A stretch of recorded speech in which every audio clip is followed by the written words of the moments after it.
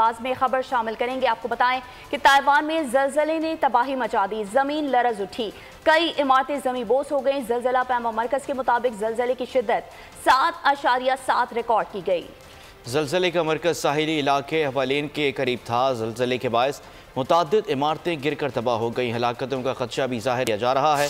जलजले के बाद ताइवान के दारुल हुकूमत में बिजली की फराहमी मुअत्तल हो गई। ताइवान और जापान समेत मुताद्दिद ममालिक ने सुनामी अलर्ट जारी कर दिया।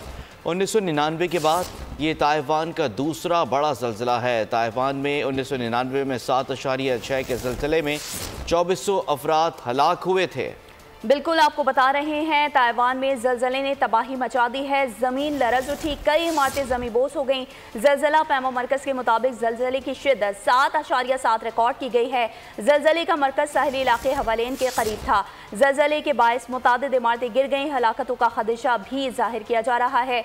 जलजले के बाद ताइवान के दारुल हुकूमत में बिजली की फराहमी भी मुअत्तल हो गई।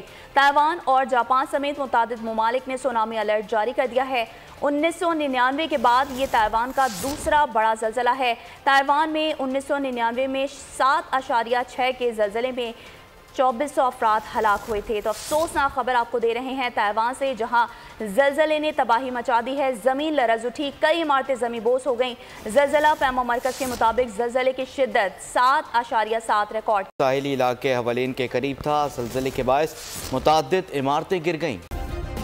सब्सक्राइब करें और बेल दबाएं ताकि कोई खबर रह न जाए।